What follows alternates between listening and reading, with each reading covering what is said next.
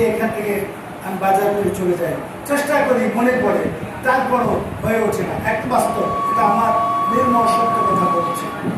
তো এইভাবে আমাদের ভিতর থেকে যদি প্রত্যেকের মধ্যে এই চেতনাটা গ্রো করে যে আমরা এই জিনিসটা করবো না, যে কারণে আমি নির্বাহী অফিসার সাহেবকে বলেছি আপনি মনে করুন যে এই এই এই এই কাজগুলো করেন, কথাটা সকলে, অথচ হয়তো আমি এত বলেছি, কিন্তু উনিও জানেন।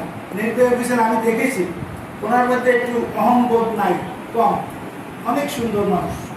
সেই কারণে খুব সহজভাবে উনি প্রত্যেকটা ব্যাপারকে রিসিভ করে।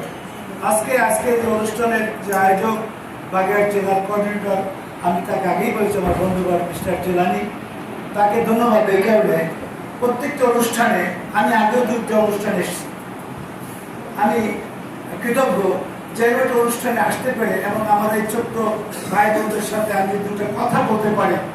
আমি মনে হয় যেন আমি যেন যুবক হয়ে যাই ওদের সাথে কথা বলতে বলতে, সেই 40 বছর আগে ফিরে যেতে চাই। সেটা তো সম্ভব না, কিন্তু মনের জোরটা আমার এখনো আছে। আমি একসময় সুন্দরবনে ব্যবসা করতাম, সেখানে সুন্দরবনের এই পিঠটা আপনারা দেখেছেন অনেকে, কিন্তু ওই পিঠ কি দেখেছেন কখনো? পশুর নদী হয়ে একদম ঘুরে আসবেন সারা পর্যন্ত, মনে অনেকে যায় না। আমার পক্ষে সুযোগ ছিল যাওয়ার। আমি দেখেছি সুন্দরবনের ভিতরে এত মোটা মোটা গাছ, যাকে বলা হয় মাদার ট্রি। সেই মাদার ট্রি আজকের থেকে 10 থেকে 15-20 বছরের আগে থেকে সেই নিধন শুরু হয়েছে। কারা নিধন করেছে আমি একদম স্পেসিফিক বলতে পারি। বড় বড় ট্রলি আসতো, ভেসেল আসা, মেশিন নিয়ে আসতো, কারেন্ট উৎপাদন করে করে ওখান থেকে নিয়ে যেত। সে মাদার ভেসেল নিয়ে আসতো।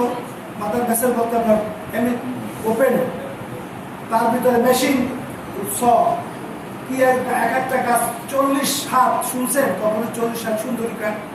40 হাত, 50 হাত, 30 হাত, এইগুলোকে মাদার ট্রি বলে। এই গাছগুলো থেকে ফল পড়ে, সেই ফলগুলো পড়ে ন্যাচারালি আবার সুন্দরবনে জন্ম হয় ফলের গাছ। সেই গাছগুলো আজকে সুন্দরবনে গেলে খুঁজেও পাওয়া যাবে না, একটা গাছও নাই, সমস্ত গাছ চলে গেছে ওপারে। এর চেয়ে লজ্জা দুঃখের কি থাকতে পারে? আমরা জঙ্গলটাকে রক্ষা করতে পারতেছি না। তো ওয়ার্ল্ড হেরিটেজ সুন্দরবন একটি আশ্চর্যজনক বিষয় আমাদের কাছে, যে মায়ের মতো আগলাই রাখে আমাদেরকে বন্যায়, ঝড়, জলোচ্ছ্বাসে, সেই সুন্দরবনকে আমরা রক্ষা করতে পারলাম।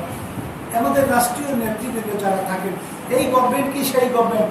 আমি কিছু বলতে চাই, আমি শুধু বলতে চাই আমরা এই দেশের সন্তান, এই দেশের এই মাতৃভূমি জলোচ্ছ্বাস থেকে, প্রাকৃতিক দুর্যোগ থেকে আমাদেরকে রক্ষা করে আল্লাহ উপরে সুন্দরবন যতবার হয়েছে, সুন্দরবন আমাদেরকে রক্ষা করেছে।